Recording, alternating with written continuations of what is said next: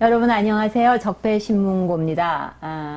날씨가 많이 풀리긴 했는데 미세먼지 때문에 먼 길 오신 두 분을 소개하겠습니다. 자, 첫 번째는 우리 촛불계승연대 천만행동 상임대표이신 송은학 대표님 나오셨습니다. 안녕하세요. 네, 안녕하십니까. 네, 반갑습니다. 네, 반갑습니다. 네.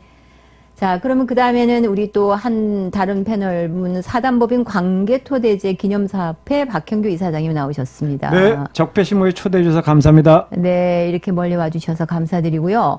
사단법인 광개토대제에 대해서 기념사업회 설명 간단히 부탁드립니다. 네, 저희가 2007년도에 그 문체부에 등록된 사단법인인데 2007년이요? 예. 그 네. 당시에 이제 중국의 동북공정이라든지 일본의 독도를 둘러싼 네. 역사 왜곡 조작이 굉장히 심했습니다. 네. 그럼 좀 국민운동 차원에서 좀 제대로 좀 알리고 네. 좀 제대로 잡아보자는 그런 취지에서 또 하나는 네. 우리가 남북 평화 또 협력 싸움 내지는 통일에 네. 좀 우리가 민간 차원에서 예. 우리가 좀 이익을 담당하기 위해서 네. 광개토대제 기념사업회를 저희가 설립했습니다. 아주 뜻깊은 그 사단법인을 그때 꽤 오래되셨네요, 벌써. 예, 그죠? 그렇습니다. 12년째 예, 되신 맞습니다. 건데 잘 되십니까? 아, 열심히 하십니까? 네, 열심히 지금 못하고 있습니다. 예. 지원들이 별로 없으셨던 것 같은데. 자, 오늘은 이제 우리 그 송은학 대표님은 어제 시간을 또 따로 드릴 거고요. 자신을 소개하시는 시간을 드릴 거고. 오늘은 이제 두 분이 오신 이유가 양승태 사법농단과 사법적폐를 어떻게 두 분이 보고 계시는지 몹시 궁금하고, 또 어저께 잘 아시다시피 구속영장을 청구하지 않았습니까? 네, 이제 그런 거하고 여러분 두 분 특히 이제 그 추운 겨울에 애 많이들 쓰셨는데 남다른 소회가 있으실 것 같고, 그래서 두 분들이 이 사안을 어떻게 보고 계시는지 어느 분이 먼저 말씀해 주실래요? 우리 송은학 대표님 먼저 말씀하시죠. 네, 저렇게 진행도 하시네요. 네. 편히 말씀해 주시면 예, 되거든요. 네. 우선 그 질문은 정확하게 네. 양승태 사법농단과 적폐를 어떻게 볼 것이냐 네, 그런 네. 거하고 두 번 나누면은 예. 양승태 구속영장 청구에 대해서 어떤 소감을 느꼈느냐 이렇게 나누어지는 것 같습니다. 네, 네. 저는 그 사법 적폐가 계속 쌓여왔습니다. 왜냐하면은 일제시대 때 네. 그 친일 법관으로 네. 그 적극적으로 부일 협력했던 사람들이 네. 그대로 네. 대한민국의 사법부를 지배해왔습니다. 맞습니다. 예. 맞습니다. 그러면서 뿐만 아니라 예. 이승만 독재 정권, 그다음에 네. 박정희 독재 정권, 네. 전두환 독재 정권 때 아주 적극적으로 협력을 했습니다. 네. 물론 그 당시에는 뭐 네. 총칼이 네. 자기들의 생명을 위협했다든가 네. 전쟁과 같은 비상 상황이라 어쩔 수 없었다는 이런 핑계거리도 있었습니다만 네. 그거를 그 이용은 대법원장이 취임하면서 네. 조금씩 이렇게 벗어나려고 네. 노력했습니다. 네. 국민들한테 네. 사과 성명까지 발표하고요. 네. 네. 그다음에 긴급조치 1호와 4호가 우연이다라는 이런 스스로 네. 그 헌법재판소에서 어느 가지도 정권 않은 때였죠? 그것이 그러니까 그 2005년부터 2011년 사이에 있었으니까 2005년부터 2011년은 노무현 정권도 지나가고 노무현 또 정권 때 있었던 네, 일이에요. 뭐 그랬겠지요. 예, 예, 예, 예, 예. 그렇게 잘 나가던 거를 이 네. 양승태가 이렇게 뒤집었던 겁니다. 네, 네. 그리고 그 흐름을 단전히 막고 과거에 자기들이 판결한 판결문에 자기들 이름이 올라온 것조차도 네. 다 은폐하려고 시도하면서 네. 이거를 그 무리하게 역사의 수레바퀴를 뒤로 돌리려고 시도했다가 이것이 부분적으로 성공했고 네. 또 부분적으로 실패한 사건이 네. 바로 양승태 사법농단이라고 하겠습니다. 네, 네. 그런데 자기는 그것이 바로 애국이고 정말로 민주주의를 위한 것이고 사법 독립을 위한 것이다는 네. 말도 안 되는 궤변을 늘어놓고 예. 심지어 지난해 6월 초에 아마 6월 1일인가 기자회견할 때는 네. 누가 나를 감히 수사할 거냐 그런 얘기를 누가 하느냐 이따위 소리를 아주 온 국민 앞에서 이렇게 떠들어댔습니다. 네, 네. 그래서 그 누구도 아무도 야 양승태가 이렇게 구속 검찰의 소환을 받고 네. 또 하나는 구속영장을 청구받아서 네. 자기가 들고 있던 하급 법관들한테 영장을 심사받으려는 꿈에도 못 꿨을 것입니다. 그때도 본인도 꿈도 못 꿨겠죠? 그렇습니다. 예, 예. 본인이야말로 제일 감히 누가 나를 네, 뭐 그런 자신감에서 예. 그런 이야기가 이제 전체 국민이 보는 그 가운데 그렇게 큰 소리 쳤던 거 아니겠습니까? 그죠? 예. 그래서 이번 그 예. 검찰에 불려나가고 그다음에 네. 구속영장까지 청구된 걸 보면서 네. 저는 좀 어려운 말입니다만은 네, 어려운 말 하시면 안 되는데. 천만해해 소위 부실 네, 또는 네, 천만해해 네. 소위 불루라는 말이 생각납니다. 네, 그냥 오늘 해석부터 해주셔야 될 것 같습니다. 그것은 네. 하늘이라고 하는 이 큰 그물은 네. 너무나도 이 구멍이 많이 뚫려 있어요. 왜? 마음이 넓으니까. 네. 그래서 네. 예지가 않은 아주 큰 죄를 지은 사람도 별로 처벌을 안 받고 네. 엄청난 공을 한 사람들도 이렇게 복을 못 받더라. 잘 알지 않습니까? 일제시대 때 독립운동을 해서 모든 걸 희생했던 사람들의 네. 후손이 지금 3대까지 가난에 시달리고 있는데 네. 친일했거나 독재 정권에 부역했던 사람들은 출세하고 부를 많이 일궜습니다. 네. 그럼에도 불구하고 그 사람들은 결국은 인과응보에 의해서 처벌을 받고 복을 받는다는 뜻입니다. 네. 양승태야말로 바로 그런 전형적인 사할에 속하는 사람이 아닌가 이런 소감을 가졌습니다. 네. 그러니까 억세게 운 좋은 사나이다. 한마디로 이야기해서. 결국은 예. 큰 코를 다치고 아마 후손들이 우리 네. 조상에 그런 사람이 있었다는 것을 네. 부끄러워하는 예. 그런 전형적인 이완용과 같은 사람이 예. 될 것이라고 저는 확신합니다. 예, 예. 그러면은 우리 박 이사장님은 도대체 이제 그 이명박근혜 정권 9년을 지나면서 지금 이제 속속 드러나고 있는 거 보니까 뭐 감히 가관이 아닌데 도대체 이 양승태가 재판거래의 주범이고 또 선두에 서서 지금 벌인 여러 가지 사법농단과 이런 것들을 지금 어떻게 보고 계십니까? 이 감히 이제 지금 일어났다는 것이 지금 믿어지지가 않는 현실인데 드디어 이제 구속영장까지 발부가 됐단 말이죠. 예. 그 핵심은 이제 양승태 전 대법원장이 네. 이제 무리하게 네. 이제 상고법원을 네. 그 도입하는 과정에서 박근혜 정부하고 이제 소위 이제 재판 거래를 시도했다든지 네. 아니면 또 박근혜 정부의 그 소위 그 어떻게 할까요? 그 이제 그 부역했다고 볼 수 있겠죠. 네. 사법부가 네. 우리는 이제 분명히 상권 분립이 돼 있고 네. 사법부는 소위 그 독립해야 됨에도 불구하고 소위 그 박근혜 정부에 부역하는 행위를 했다는 그 이제 그 과정에서 44개 이제 그 주요 혐의가 이제 백일하게 드러난 것이죠. 네. 아마 우리나라 그 전직 대법원장이 이끄는 소위 대법원이 그 우리가 이제 그 법원 행정처, 네. 법원 행정처를 통해 가지고 네. 이런 사법농단을 네. 이렇게 그냥 무차별적으로 행한 것이 전 국민 앞에 이렇게 드러난 것은 아마 최초일 거라고 생각합니다. 예, 그런 점에서 상당한 또 그 의의가 있다고 생각합니다. 근데 이게 내 개인적인 그 의문점인데 지금 우리 박 이사장님도 말씀해 주셨지만은 그러니까 상고법원 만들겠다고 지금 온갖 이런 행태를 벌인 거잖아요. 그렇게 뭐 뒤집어 보면 상고법원 만들었다고 해서 양승태가 돈이 생기고 떡이 생기는 것도 아닐 텐데 도대체 이 상고법인이 무슨 의미가 있었길래 양승태 이렇게 목숨 걸고 했습니까? 난 그게 이해가 안 가요. 지금 뭐 이거 한다고 해서 대통령 되는 것도 아니고 쉽게 얘기해서 무슨 재벌이 되는 거 아니잖아요. 근데 왜 그토록 집착했는가? 상고법인에 대해서, 법원에 대해서. 그 다음에 또 하나. 이게 지금 그 이명박이나 박근혜가 상고법원을 원했던 건 아니란 말이야. 근데 양승태가 여기 매달렸다는 거죠. 그걸 또 어떻게 보시는지 두 분이 좀 개인적인 궁금함이 있거든요. 왜 이렇게 집착했나 상고법원에 대해서.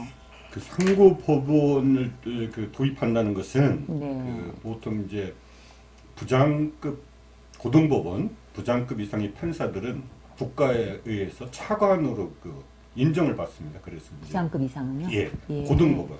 예. 그러면 상고법원은 일종의 대법원급에 해당되니까 거의 그 장관급이라든가. 그다음에 이제 사실은 그 대법원장은 사실 대통령급입니다.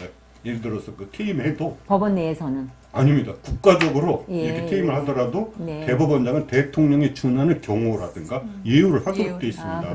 예, 삼부 요인이기 때문에. 삼부 요인이. 예, 국회의장, 대법원장, 대통령, 오히려 국무총리보다도 급이 좀 높습니다. 그러네요, 오히려. 그런데 상고법원은 그 위치상은 바로 그 대법원에 속하는 조직이기 때문에 네. 그것이 늘리면 많은 사람한테 승진과 출세를 보장해 줍니다. 그러면 네. 법관들을 통제하기 쉽다는 그런 게 하나 있습니다. 첫째는. 그다음에 두 번째로는 헌법재판소와의 밥그릇 싸움에서 지금 무엇이 사법부의 최고 기관인을 둘러싸고 네. 헌법재판소가 오히려 국민들한테 많은 점수를 땄습니다. 네, 네. 이것은 우연이다, 이것은 우연이다 하면서 네. 자꾸만 사법부의 그릇된 관행이라든가 심지어는 국가법령, 그다음 국가행위에 대해서 이렇게 제동을 걸지 않습니까? 네. 그런데 그동안 사법부는 별로 우리가 이렇게 국민들의 권익을 위해서, 기본권을 위해서 기여했습니다. 내세울 게 없어요. 네, 네. 그래서 상고법원을 만들어서 마치 이제 대법원이야말로 네. 이 상고법원과 헌법재판소를 싸우게 하고 자기들은 이 사법의 최고 기관이다. 이런 밥그릇 싸움도 있습니다. 그런데 네. 가장 중요한 것은 저는 두 가지가 아니라 자기들이 과거에 그 친일 행적 또는 네. 독재, 부역한 행적 네. 이런 걸 다 감추고 왜곡하고 은폐하려고 하는 그런 시도했다고 생각합니다. 왜냐하면 그런 목적이 더 크다. 예, 이승만 시절부터 박정희 시절, 전두환 시절에 예. 독재 정권에 부역하지 않은 사람으로서 출세한 사람은 없습니다. 그럼요. 예, 그런 걸 다 이렇게 은폐하고 마치 자기들이 뭔가 이렇게 사법부를 위해서 네. 뭐 굉장히 큰 기여를 한 것처럼 예. 이렇게 그 날조하려고 하는 역사를 예. 저는 거기에 집착했다고 봅니다. 또 그렇기 때문에 네. 법관들이 상당히 많은 고위 법관일수록 적극 협력한 거죠. 협력을 하고 공헌을 하고 같은 공범이 되었다는 거죠. 거죠. 그래서 네. 우리가 남이가 이런 말을 하지 않습니까? 네. 자기들끼리는 말을 안 해도 네. 알았어. 야, 이것이 우리들의 이익에 큰 도움이 되는구나. 괜히 우리 부끄러운 과거가 네. 드러날 필요도 없고 네. 그런 것이 아닌가 생각이 드는데 네. 제 글은 단순한 추정이 아닙니다. 물론 이제 진실과 화해를 위한 과거사 정리 기본법에 네, 의해서 네. 활동 보고서를 내고 네. 그거를 이제 한시법으로 만들어가지고 이제 그 뭡니까 이명박 때 그 활동이 정지되고 해산됐어요. 네. 2010년도에. 네. 그런데 그때 이렇게 과거에 유신 시대 긴급조치 위반에 어떤 판사들이 이것에 의해서 처벌을 한 판사 이름 쭉 보고를 했는데 네. 그 부분이 행정안전부로 넘어가서 이렇게 홈페이지 게재가 됐는데 그 부분은 다 날라가고 없어요.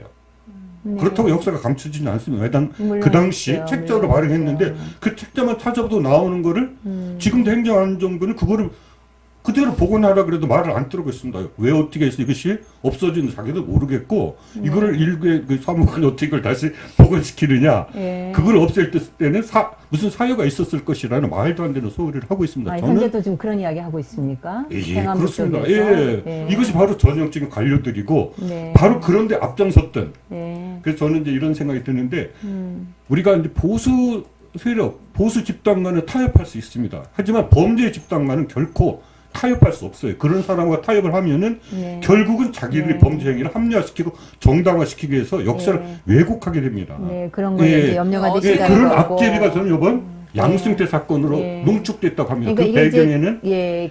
사법적폐는 거대한 덩어리가 있고 알겠습니다. 이것이 뭔가 허브로 지려고 하니까 야, 이래서는 우리가 큰일 나겠구나. 이걸 어떻게 하든지 과거로 되돌려 놓자. 그거를 멋지게 왜곡해서 아름답게 포장하자는 이런 그릇된 욕망. 그러니까 지금 명분을 그런 식으로 지금 내세우고 결국은 자기네들의 범죄 행위를 은폐시키려고 했던 거였다. 뭐 이런 이야기신데. 들어요. 지금 말씀하신 거 들으니까 이용훈 대법관님께서 이제 그 기존에 해왔던 그 기조와 다르게 다른 방향으로 바로잡고자 해서 여러 가지 역할들을 했었는데 그 과정에서 이제 좀 자기 나름대로 자기 편에서는 손해를 봤다, 피해를 봤다고 생각했던 그런 부분들을 양승태라고 하는 대법원장이 되면서 다시는 이런 일을 다시 겪지 않겠다고 하는 그렇죠. 그런 안가품이라고 봐야 될까요? 뭐 그렇게 예. 그래서 그것을 하지 않기 그렇게 되돌리지 않기 위해서 상고법원이 필요했다라고 이제 그런 생각을 가지고 이제 그러면서 떡꿈을 준 거죠. 너희들이 나한테 충성을 바치면 원래 대법관은 한정돼 있으니까 그렇죠. 네, 또 자리도 주고 네, 고등법원의 부장급도 한정돼 있어요. 네, 네. 3,000명 중에 정말 그런데 상고법원을 새로 만들면 너희들 다 장관급으로 대우가 되니 적극 협력하라. 네. 이런 메시지를 준 거죠. 네, 이게 지금 이제 정정을 좀 할 게 있는데 우리 김미숙 대표가 제가 아마 구속영장이 청구됐다를 발부됐다고 이야기한 모양입니다. 이건 제가 정정을 할게요.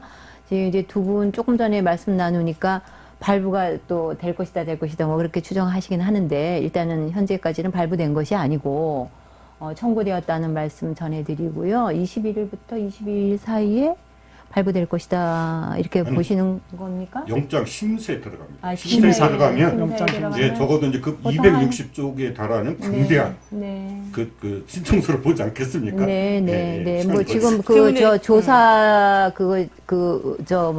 조사서 본 것만 36시간을 봤다면서요, 양승태가 지금 현재까지. 그럼 아까 지금 똑같은 질문으로 우리 박 이사장님도 뭐 의견에 동의하십니까? 네, 저는 우리 대표님? 송은아 대표님이 뭐 자세히 네. 왜 양승태가 상고법원을 도입하는데 네. 그렇게 진짜 목을 매달았느냐, 예. 이렇게 열심히 했느냐에 예. 대해서 설명하셨다는데 거기 하나만 더 제가 좀 네. 첨부하자면 네.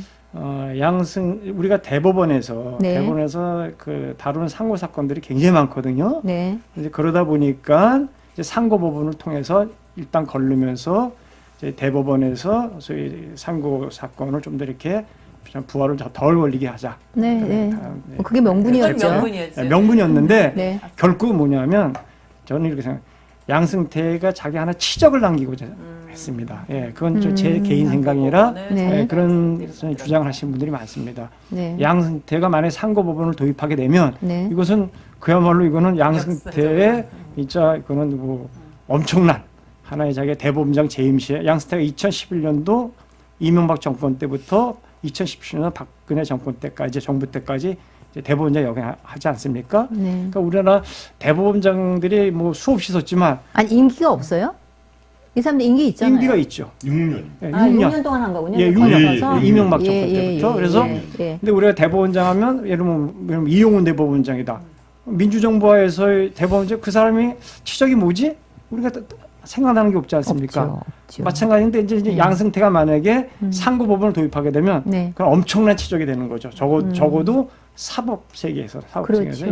이제 그런 게 있고 또 하나는 이제 하나 언급하자면 그 당시 이제 그 법관들을 해외 파견하는데 상당히 이제 이제 공을 들였죠. 네. 그건 또 부분적으로 이루어졌죠. 예. 네. 법관들을 해외 파견하는데 또는 그 박근혜 정부의 행정부의 도움이 필요했기 때문에 네. 박근혜 정부의 어떤 여러 가지 이제 그 편의를 봐주는 그런 이제 제가 아까 말씀드린 어떤 부역 행위를 네. 좀 했다고 그러고 봅니다. 그러니까 뭐 부장 판사급을 해외에도 내보내고 뭐 이제 또 상고하게 돼서 장관급 처우도 받게 하고 뭐 기타 등등을 해서 그런 권한을 자기가 쥐고 있기 때문에 뭐 마음대로 법원 내를 좌지우지할 수 있었다. 뭐 치적도 치적이지만 이렇게 정리를 하면 될까요? 이게 사실은요. 양승태 사법적폐라고 하면 사법거래라고 하면 이게 광범위하다는 걸 최근에 느낀 게 뭐냐면 심지어 우리 그 보험이용자협회 김미숙 대표가 계시지만 거기까지도 손을 뻗고 뭐 그 판례를 만들고 다 그랬어요. 양승태 씨가 이 사회 전반에 걸친 영향력이라는 게 뭐 상상 이상이었단 말이에요. 근데 오늘 두 분이 처음 시작하는 거잖아요, 방송을. 예.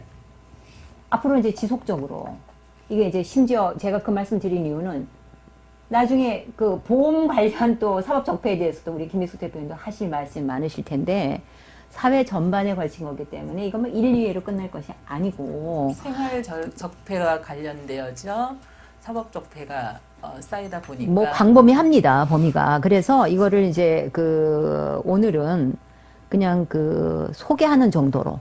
자, 앞으로 우리가 양승태의 사법거래, 사법농단과 사법적폐를 물론 대표적 인물이 양승태지만 사법적폐가 우리 사회에 구석구석 끼치는 영향이 어디까지인지 그것을 위해서 우리 시민들이 어떻게 깨어 있어야 하는지 우리가 힘을 어떻게 합쳐야 하는지를 지속적인 방송을 지금 이제 두 분 선생님 모시고 지금 이제 진행할까 하거든요. 그래서 끝으로 오늘은 그냥 이 정도 정리를 하려고 그래요, 제가. 근데 정리하기 전에 우리 송은학 대표님 이제 보니까 촛불계승연대 천만행동 상임대표시잖아요. 예. 그래서 도대체 촛불계승연대가 우리 지금 촛불연대해서 문재인 정권 만들었는데 그럼 아직도 계승연대 이런 거 하시는 거잖아요, 지금. 예. 그죠? 왜 하세요? 아직도 할 게 남았습니까? 예, 많이 남아 있습니다. 예를 촛불 들어서 또 들어야 돼요? 예. 아유, 그거 그래요? 힘든 거지만 네, 우리가 네, 이제 네. 그 2016년 10월 말부터 길게는 2017년 네. 대통령 선거가 끝날 때까지 거의 매주 네. 그 광화문 광장에 나와서 그랬죠. 그 그랬죠. 촛불을 밝히며 시위 집회를 했습니다. 그랬죠. 그 겨울에 정말 얼마나 추웠습니까? 그럼요, 손을 그럼요. 고 불고 시린 두 발을 동동 떨궜는데 달라진 것은 물론 대통령이 바뀌었다는 겁니다. 네. 그리고 전직 대통령이 2명이 네. 이렇게 구속이 현재, 되었고. 구속되고 네. 현재 그 일부는 형이 확정됐고 일부는 아직도 미정이지만 네, 지금 네. 이렇게 옥살을 하고 있다는 것에 네. 국민들한테 이렇게 달라진다. 야, 우리가 정말로 좋은 세상이 됐다는 얘기가 안 나오고 있습니다. 그리고 오히려 문재인 정부에도 여러 가지 지금 비리가 터지고 있지 않습니까? 예를 들어서 뭐 김경수가 이렇게 부정 선거에 댓글을 조작해서 선거에 뭐 개입을 했다는 등, 또 뭐 손혜원이라든가 아직은 판결이 안 난 건데 네, 어쨌든 비리라고 말씀하시면 비리 혐의가 있는 거죠. 혐의가 있는 확정된 것이죠. 것은 예. 비리 혐의가 이렇게 예. 드러나고 있고 예. 그다음에 또 서영교. 서영교 뭐 최근에 예. 서영교부터 네, 손혜원까지 뭐 손혜원은 좀 다르죠. 소영 거는 좀 다른 손혜원 거죠. 거는 뭐 다른 비리라고 거죠. 하기에는 저는 뭐 그렇지 않더라고요. 그러시구나. 예, 이렇게 그거는 시각이 달라서. 예, 전혀 네, 예. 네. 이거에 대해서는 정말로 철저한 조사가 필요한 사안입니다. 네, 네. 본인이 뭐 검찰에가 수사 받겠다고 하지 않습니다. 예, 수사가 예. 필요한 사항이지. 예. 이거는 뭐 괜찮다. 예. 누구든 이해할 수 있는 사안은 결코 아니라고 봅니다. 아, 이거는 네, 네. 본인도 인정하겠습니다. 검찰 수사의 필요성 인정하고 나선 한국인데. 아니, 아니, 뭐 자기 그거는- 결백, 조금 정정할게요. 예, 그럼 예. 본인의 결백을 그렇죠. 주장하기 예. 위해서 그래서 예, 응한 내가 거죠. 전 그렇죠. 재산이라도 내놓고 아니면 그렇죠. 사법처에다가 사법부에다가 내가 예, 예. 고소라도 하겠다. 스스로를 조사받도록 하겠다. 이렇게 본인이 제안한 것이기 때문에 예, 그건 예. 조금 성격이 다를 것 같습니다만 어찌됐건 간에 예, 예. 지금 제가 촛불이 계속 지금 이제 정권이 바뀌었음에도 불구하고 우리 송 대표님은 사회가 그다지 바뀌지 않았다. 예, 그런데 예. 이제 우리 20개월 지났잖아요. 20개월 지났는데 사회가 바뀌면 그 너무 큰 욕심 내시는 거 아니에요? 아닙니다. 보통 그 변화는 예. 보통 이렇게 새로운 정권이 바뀌었을 때 초창기에 네. 과감하게 하지 않으면 절대로 성공할 수 없습니다. 벌써 네. 문재인 정부는 벌써 2년차에 다 돼가고 있지 않습니까? 그렇죠. 그다음에 이제 그 경제가 어렵다고 해서 상당히 인기도 떨어지고 있고 지지율도 떨어지고 있고 부분적으로는 사실 뭐 김태우 사건인가 이런 걸 보면은 네, 네. 일종의 레임도 비슷한 현상도 나타나고 있습니다. 네. 그다음에 가장 문제가 되는 거는 민생 경제가 어렵습니다. 네. 그래가지고 이제는 국민들이 이렇게 별로 이렇게 중시하지 않고 특히 20대 남성들이 굉장히 지지를 철회했다는 것은 굉장히 뼈아프게 반성해야 됩니다. 네. 그리고 이 중에 하나가 예를 들어서 이제 제가 이제 2017년 대통령 선거 때 네. 남들은 다 그 정치권에 줄돼 있는데 저는 그걸 안 하고 이렇게 국민 발안, 국민 소환, 국민 투표 등 어떤 직접 민주주의를 보장하는 또는 국민 주권을 제도화하고 일상화하는 그런 협약 운동을 체결하려고 노력했어요. 네. 네. 5대 원내 5개 정당이 공천한 대통령 후보와 정당에게 그래서 적지 않은 성과도 얻었고 또 그분들이 다 정당들도 6월 지방선거 때 개헌하겠다 약속을 했는데 그 약속이 이루어졌습니까? 네. 안 이루어졌습니다. 그래서 네. 우리는 네. 또 그걸 위해서 저희들 나름대로 국회 앞에서 1인 약 40일간에 걸쳐서 1인 시위도 하고 농성도 했는데도 불구하고 전혀 네. 정치권은 네. 자기들 이해관계 때문에 네. 개헌도 하지 않았습니다. 네. 또 지금 이 양승태가 과연 구속될지 안 될지도 의심스러울 정도로 그럼요. 예, 그럼요.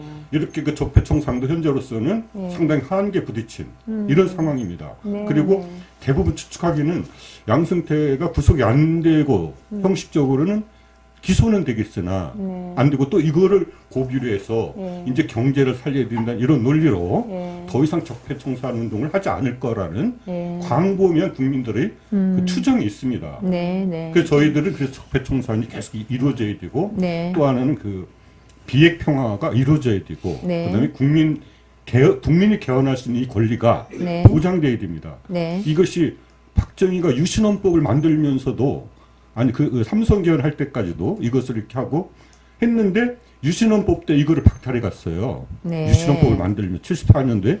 그런데 87년도에 개헌을 하면서도 국민에게 그 개헌할 수 있는 권리가 있던 거를 뺏어갔는데 이것도 복원을 안 시키고 있는 현실입니다. 네. 그래서 네. 이 촛불 계승 운동은 계속 되어야 한다. 되어야 한다. 예. 그래서 아직도 그걸 그때 당시에도 촛불 계승연대 하신 거죠? 상임 대표로 계셨던 거죠? 촛불 계승연대는 끝난 다음에 남들이 이제 그 퇴진 행동이었죠. 그 당시 촛불 행동을 주도했던 집단들은 퇴진 행동인데 퇴진 행동이 아쉽게도 박근혜가 물러나서 우리 해산하자고 해산하고 말았습니다. 그렇잖아요. 네, 그러니까 그 당시 어떤 정치적인 구심이 될 수가 있었는데 스스로 해산하는 바람에 상당히 많은 국민들이 우왕좌왕했죠. 그래서 그냥 모든 관심이 대통령 선거에 정권만 교체하면 되나 보다 하고 열심히 그 정말로 해가지고 문재인 정부를 만들지 않았습니까? 그리고 초기에는 다들 촛불을 계승한다. 우리는 촛불 정신을 계승한다고 했는데 효율도 제가 볼 때는 이루어진 게 없습니다. 그래서 이제 정부에만 기대는 것이 아니라 우리가 진정한 나라의 주인이라면 우리가 나서서 정말로 촛불 계승을 하기 위해서 여러 가지 다양한 활동을 펼쳐야 된다고 생각해서 작년 4월 5일에 촛불 계승연대를 만들었습니다. 2018년 4월 5일에 설립을 하셨구나. 그때 비 오는 날 우리는 비를 맞아가면서 식목일이기 때문에 그러네요. 우리가 아낌없는 나무가 아낌없는 나무가 되기 위해서 우리가 비를 맞으면서 알겠습니다. 네. 그러면 우리 이제 그래서 제가 궁금했거든요. 촛불 계승연대라는 게 우리가 정말 그 추운 엄혹한 겨울을 지나면서 정권을 바꿨단 말이죠.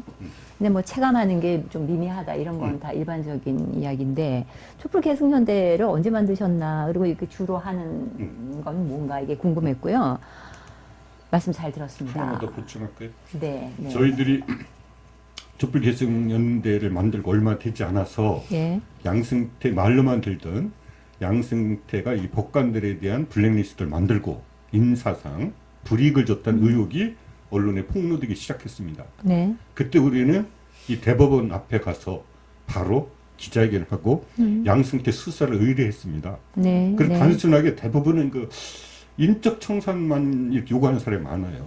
때려잡으면 다 완사 해결될 정도로. 그런데 우리는 다른 단체와 달리 어떻게 사법개혁을 할 수 있는가.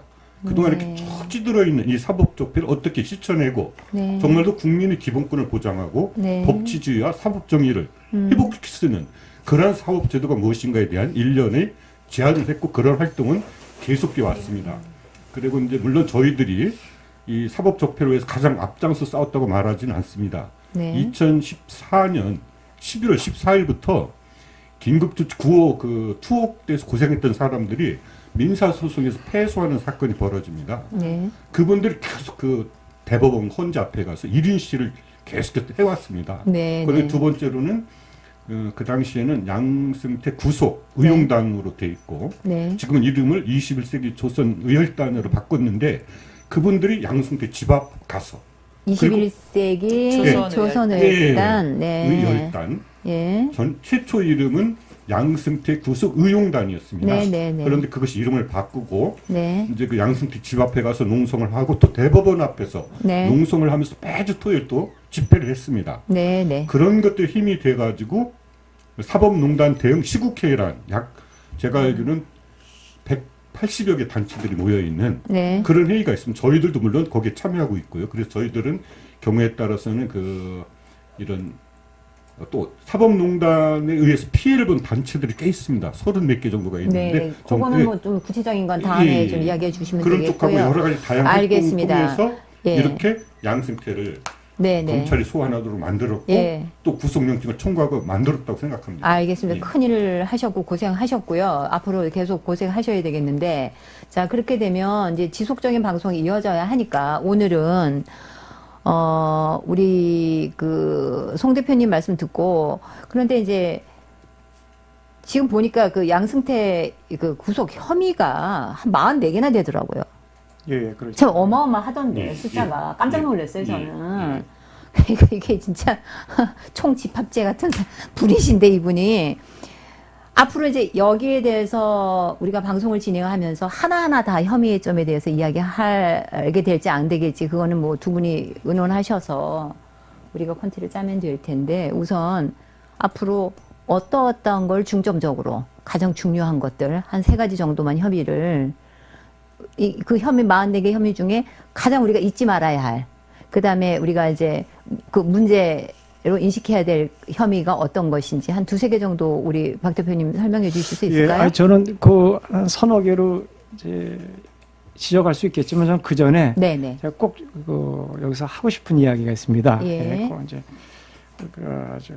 대한민국 독재 정권 하에서 지난 독재 정권 하에서 저질러진 아주 대표적인 정치적 사건이자 어떤 사법 적폐인데 하나는 이제 우리가 이승만 정권 때, 이승만 정권 때 57년도에 대통령 선거가 있었습니다. 예, 그때 그 진보당의 죽산 조봉암 후보가 온갖 엄청난 자유당의 부정선거에도 불구하고 한 240~50만 표라는 대단한 그 표를 받았거든요. 사실상은 선거에서 이긴 선거였습니다. 이제 거기에 대해서 이제 이승만 그 수가 그의 이제 그 자유당 집권 세력들이 조봉암 이제 당시 진보당 그 대표를 이제 그 당시에 그 간첩죄로 해가지고 이제 사형을 시켰습니다. 그런데 이제 그 사실은 그 당시에 이제 그 조봉암 선생이 이제 그 잘 알고 지내던 양명산이라는 사람이 있었는데 그 사람한테 이제 소위 이제 정치 자금을 이게 북에서 온 돈이라고 자기 생각도 못하고 아주 친하니까 선생님 이거 이렇게 어려우신데 쓰십시오 하고 줬는데 그걸 양명산이를 온갖 고문 끝에 내가 북의 지령을 받아서 조봉암이한테 이 돈을 줬다. 그래가지고 그런 이제 그 제목을 해가지고 이제 조봉암 선생을 4.19 혁명이 나기 한 10개월 전일 겁니다. 59년도 7월 31일입니다. 굉장히 더운 날이었죠. 그때 이제 사형을 시켰습니다. 예. 아주 대표적인 진짜 그는 진짜 그 사법 적폐라고 볼 수 있겠죠. 또 하나는 이제 간접적으로 소근학 대표도 이제 연루돼 있는 74년대 민청학년 사건. 그 당시 이제 인민혁명당 그 재건위원회 사건이라고 그때 인혁당 사건을 이제 그거는 북이 지령을 받아서 움직이는 지하 조직인데 이 인혁당이 민청학년회를 배후에서 조종했다라는 제목으로 이들이 정부를 전복하려 했다는 제목으로 사형 확정이 되자마자 바로 그 다음 날 바로 그때 6분인가요? 바로 그냥 그 소위 그 사형 집행했던 거죠. 사형을 집행했습니다. 이것은 초유의 사건 세계 역사상 유례를 찾아볼 수 없는 대표적인 어떤 사법 살인이죠. 사법 살인. 그럼요. 이제 이런 것들까지 이제 포함해 가지고 이제 우리나라의 어떤 그 사법 적폐라는 것이 지난 세월에 이제 그 어떤 그 국민이 실질적으로 그 주권을 갖지 못한 우리가 형식적인 민주주의였지 사실상 독재 정권에서 자행됐다고 했을 때 이번에 양승태가 재임하던 기간 이명박 박근혜 정권 역시 그런 우리 이제 그 이제 되돌릴 수 없는 우리가 어떤 정책 민주주의를 우리가 이제 수립했다 생각했지만 실질적으로는 그렇지 못했다는 것을 보여준다 볼 수 있겠죠. 맞습니다. 그거 뭐 여실히 지금 드러나는 현상인 것이죠. 그게 다 정리가 되었으면 그 옛날에 다시는 이런 일이 발붙일 수 없었겠죠. 그래서 지금 다시 뭐 오늘 소개를 해주시겠습니까? 아니면 다음으로 할까요? 굳이 이제 44개 혐의에 대해서 뭐 이제 우리가 이미 많이 알려져 있으니까 저희가 대표적으로 예를 들면 이제 그 좀 많이 이제 문제되고 있는 일제 그 강제 그 진용 손해배상 사건에 개입한 것은 그건 진짜 엄청난 사건이죠. 어쨌든 이거를 이제 어떻게든지 이제 그 피고가 이제 그 아시다시피 그 일본 일본 그 소위 일제하에 이제 일본 기업이죠. 그들의 손을 들어주려고 했던 거니까. 그러다 또 한 가지 이제 통합진보당. 통합진보 해산되지 않았습니까? 강제 해산. 강제 해산됐죠. 이것도 이제 이건 어떻게 보면 진짜 굉장히 부끄러운 우리 사법 역사상 굉장히 어떤 부끄러운 어떤 역사로 아마 기록될 것이라 저는 보고 있습니다. 그래서 이제 재판을 개입하면서 또 의원치를 이제 확인하는 소송에 직접적으로 개입했던 사건. 그다음에 이제 또 하나 이제 그 정치 거래로서 이제 홍일표 이제 그 소위 정치자금법 위반으로 기소된 이제 홍일표 의원은 이제 무죄해주기 위해서 여러 가지 그 소위 기획했던 문건들 그런 게 이제 드러났거든요. 네, 네. 그런 것들을 이제 우리가 한번 대표적으로 다룰 수가 있겠죠. 네, 그래서 좀 이제 그 중에 순서는 두 분 이제 선생님들이 정해주시면 되고 다음번 방송부터는 뭐 거기에 대해서 오늘 못다 하신 이야기를 하시면 되겠고 마지막으로 꼭 오늘 하실 말씀 있으세요? 송 대표님 말씀. 송 대표님. 예, 좀 나온 말씀을 제가 좀 보완하면서 네, 제 의견을 말씀드리겠습니다. 네. 아까 그 조봉암 선생님에 대한 네. 그 사형 집행, 네. 그다음에 75년 그 4월 8일 날 대법원에서 그 사형 언도를 받았는데 네. 사형 집행 명령서가 서대문 형무소에 도달하기도 전에 예, 전화 명령을 받고 바로 사형이 4월 9일 날 새벽에 집행됐습니다. 네. 네. 그래서 이제 가장 부끄러운 사법살인이란 말이 그때부터 유행, 물론 이제 조봉암 선생님에 대한 것도 사법살인이었지만 딱 한 명이었던 데 반해서 이때는 제가 알기로는 9명으로 저는 알고 있어요. 6명. 실제 집행된 건 6분입니다. 아, 그렇습니까? 예.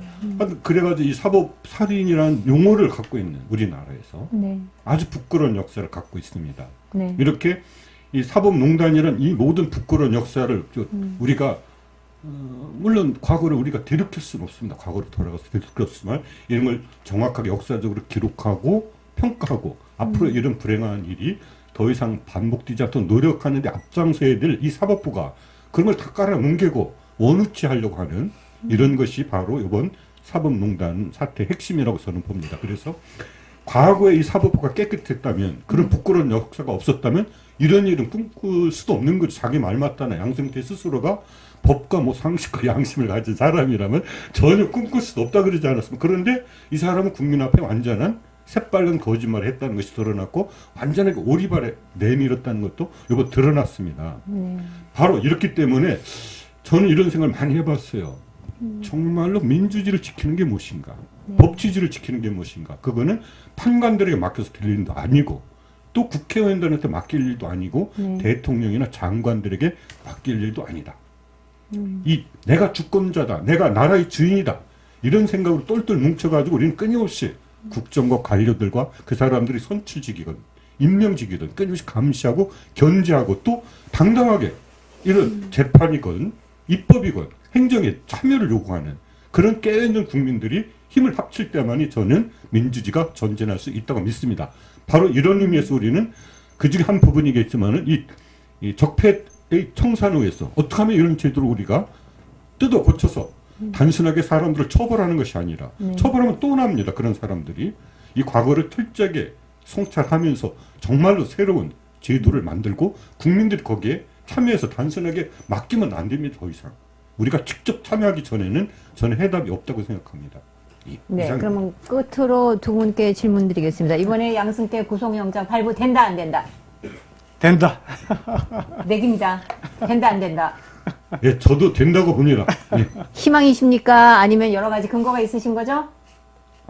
물론 이제 그 찬반 양론이 찬반 양론이 네, 팽팽하게 대립되어 있지만 뭐 시간이 허용한다면 말씀드리겠습니다만. 뭐 그러나 이제 아무튼 우리 박 이사장님의 생각이 된다. 희망과 함께. 그다음에 우리 또 송선생님도 저도 된다. 이렇게 보시는 거죠. 만약에 안 된다면 만약에 안 된다 그거는 사법부가 자기 무덤을 파는 겁니다. 아마 마지막 남은 우리 시민들이 그때는 어떻게 돼요? 발부 안 아마 제가 알기로는 거의 폭동에 준하는.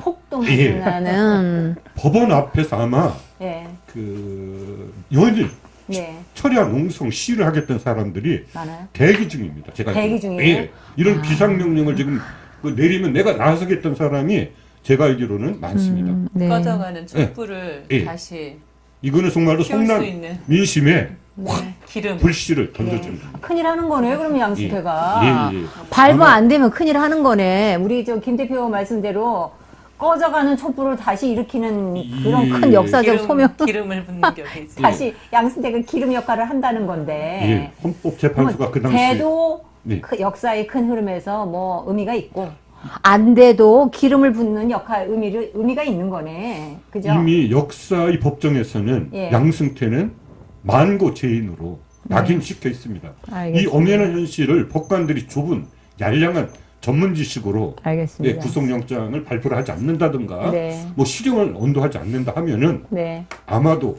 이 사법부에 대한 대대적인 수술이 불가피할 겁니다. 알겠습니다. 그러면 21일, 22일 해서 이제 심의 들어가면 그다음에 보통 뭐 한 새벽에 꼭 발표가 돼서 이 사람들이 잠을 못 자게 하던데 언제 발표될 거로 보입니까, 날짜는? 그 시간을 그 기념 맞춰서 방송을 한번 해야 될 것 같은데. 지금 보통 내기도 해야 되고. 새벽에. 예, 새벽에 나와야 됩니까, 여기? 아마 그 실질영장 심사가 네. 빠르면 언론 보도에 의하면 21일, 늦으면 22일 날 시작한다고 되어 있습니다. 시작이? 예, 네. 저는 22일 날 시작되리라고 봅니다. 시작되면 근데 그 다음날 새벽에쯤 뭐 예, 거의 24시간 걸리겠죠. 그러니까 23일 새벽쯤에 예. 되면. 왜 22일 날 시작된다고 보냐면 네. 지금 아마 제가 언뜻 보니까 지금 확인을 못했는데 네. 영장 그 심사 판관이 배정된 걸로 알고 있습니다. 아, 네네. 이미 네. 배정된 그 사람인 그분이 네. 무슨 그 청구서를 다 봐야 될 거 아닙니까? 그래서 예. 속상히 파악하고 예. 이제 그 양승태를 불러가지고 질문하거나 네. 본인의 해명을 듣겠죠. 네. 그리고 이제 자기가 고민을 하겠죠. 정말로 알겠습니다. 검사의 주장과 이 양승태 본인의 피의자의 주장을 견주어가지고 최종 결정할 텐데 알겠습니다. 아마 23일 새벽쯤 네. 결정되지 않을까 자, 생각합니다. 양승태 그럼 구속장을 발부하는 걸 기념하여 예. 우리 그쯤에 다시 만나서 방송을 한번 할까요? 예, 좋습니다. 예. 괜찮죠? 구속영장이 발부되는 최종 결정되는 날, 날. 구속이 되든 되든 안 되든 예. 우리가 그러니까 이거는 그 오프 더 레코드로 하고 방송이 끝난 다음에 내기의 금액은 우리가 따로 알아서 하도록 하겠습니다. 김 대표님 뭐 내기가 성립되려면 안 된다는 분이 하나 있어야 되는 거 아닌가요? 그러니까 이거 두 분이 안 된다고 이렇게 내시죠. 아니 그러니까 이거 어떻게 됩니까? 우리 김 대표님 된다 안 된다? 아 너무 딱딱한데 뭐 좀 아니에요. 재미있읍시다. 된다 안 된다 빨리 이야기해 주세요. 지더라도 돼야 되는 거 아닙니까? 아 그 희망을 이야기할 게 희망은 아니라 이 돈이 결려 있는 문제라서 정확하게 이야기하셔야 돼. 저는 이제 간단히 제가 말씀 하나 드리겠습니다. 네네. 그 전직 대법원장이 우리가 전직 대통령이 구속된 저 역사적 우리가 이제 그 뭐랄까 사건 우리가 많이 겪지 않았습니까? 많이 네. 전두환, 노태우부터 노태우, 해가지고 네. 또 지금 이제 박근혜까지. 근데 전직 대법원장이 구속된 우리가 사례는 한 번도 없습니다. 없어요. 근데 우리가 그러기 때문에 이제 또 이것이 같은 사법부에 의해서 사법부에서 이루어지는 거기 때문에 네. 그래서 그 제 식구 감싸 안기 때문에 이제 어떻게든지 이제 그 법관들이 여러 가지 이제 사를 들어서 뭐 증거 인멸 우려도 없고 도주 우려도 없으니까 네. 또 재판 원칙적으로 불구속 수사를 원칙으로 네, 하니까 하니까. 그렇게 한다 하더라도 저는 우리 송 대표는 조금 다른데 폭동까지 저는 가지 않을 거라 봅니다. 저는요. 제 생각에 네. 가지 않을 거라 보지만서도 네. 이 적어도 이제 그 양승태의 그 이번에 그 사법농단은 딱 한 가지 점에서 저는 굉장히 저는 어떤 그 중대한 제 어떤 헌법 위반의 사례를 우리가 보여주고 있다 이제 보고 있는데 네. 그건 뭐냐 사법부의 독립 그렇죠? 네. 네. 삼권 분립이라는 헌법적 가치와 소위 민주주의 제도를 네. 심대하게 소위 위배했던 사실이죠. 네. 예. 네. 네. 예, 또 그런 것들에 대한 물증들이 사실 요즘 잘 쓰는 말로 굉장히 차고 넘치거든요. 네. 이러면 그게 수백 건에 따르고 100여만에 가까운 법관들이 네. 소위 진술했고 네. 또 진술한 내용들이 에 대해서 그 지난 6개월 동안 네. 그 검사들 30-40명이 집중적으로 수사를 했습니다. 네. 예, 했기 때문에 저는 뭐 이번에는 쉽게 양승태 전 대법원장이 네. 빠져나가지 못할 것이다. 네. 그리고 이제 또 하나는 이제 뭐 박병대나 또 누구이죠? 고용환이 고용의 대법관은 영장 기각되지 않느냐. 그 네. 당시에도 영장이 발부될 것이다라고 전망했던 사람들이 많았거든요. 많았습니다. 근데 예. 대법관들하고 이번 대법원이 다른 게 네. 이건 지금 현직 그 이제 고등법원의 어디지 그 검사가 네. 고검장이 이제 얘기를 했는데 우리 칼끝은 딱 한 군데를 우리는 겨누고 있다. 그게 한 곳이 어디냐? 양승태다. 양승태죠. 예, 그렇기 때문에 고용안이나 박병대는 쉽게 빠져나갔지만 네. 양승태 대법원장은 더군다나 이제 국민들이 지대 엄청난 관심을 갖고 지금 지켜보고 있기 때문에 네. 아마 쉽게 벗어나지 못할 것이다. 네. 그래서 저는 반드시 이번에는 저는 확신을 가지고 구속영장이 발부될 거라고 저는 보고 있습니다. 그렇게 되기를 희망합니다. 자, 그러면 우리 그렇게 되기를 염원하면서 그런데 그 예. 소명이라는 단어를 쓰더라고요. 이미 제가 소명이 됐다. 예, 소명. 소명이 소명. 됐다. 그렇기 때문에 뭐 도주 우려가 없다. 뭐 이렇게 이유를 대서 그렇죠. 불구속으로 재판은 진행을 하겠다라는 뜻이잖아요. 그렇죠. 그럴 가능성도 있지 않을까. 근데 그래서 회의적으로 보는 사람들은 그렇게 보는 거예요. 그렇게 보죠. 그렇게 보는 사람들 많죠. 그러나 상징적인 의미가 있기 때문에 우리 박 이사장님 말씀은 지금 칼끝이 하나로 모여 있는데 과연 국민들의 의사에 반해서 그건 또 그런 간 큰 행동을 할 것인지 우리가 모두가 지켜보겠다. 영장 전담 판사가 전담 판사 그렇게 간 큰 사람이 있을까 지금 지켜보겠다 이런 이야기잖아요. 여기 문제에서는 지금 현재 문재인 대통령의 그 의중도 좀 있을 것 같아요. 분명히 있을 거라고 생각하고. 뭐 의중이 반영이 되느냐 안 아이고, 되느냐 아이고. 그거는 문제죠. 그건 부적절한 건 추정인 것 같습니다. 제가 사법부 독립이라는 측면에서 아니 그게 아니라 되게 위험한 발언을 예, 하시는 그렇죠. 거예요. 저는 그렇게 생각이 그렇지만 개인적인 이야기 하실 수 있는 그리고 거죠. 또 하나는 과연 끝날라 그러니까 중요한 말씀하시네. 아니 과연 삼성과는 연계성이 없을까? 그 생각도 들어요. 양승태가? 네. 아 양승태의 구속이? 예. 거기까지도 생각이 좀 미치거든요. 그리고 네, 지금 네, 현재 뭐 네. 삼성 관련해서 이재용 부회장의 불구속? 지금 대법원 결과를 지금 두고 뭐 전원 합의체 뭐 얘기도 있지 않습니까? 네, 그러니까 거기까지 갔다는 의미는 네. 그 문재인 정부의 의지를 어느 정도는 좀 읽어볼 수 있지 않느냐라는 생각이 드는 거거든요. 그렇기 때문에 네. 저는 촛불을 무서워하지 않는다라고 생각해요. 촛불을 두려워하지 않는다. 예. 아까 내기를 네. 냈으니까 네, 이거는 아주 간단합니다. 아니 근데 어쨌든, 이게 네. 저는 지금 보류입니다. 그래서 이제 답변 감사드리고요. 네.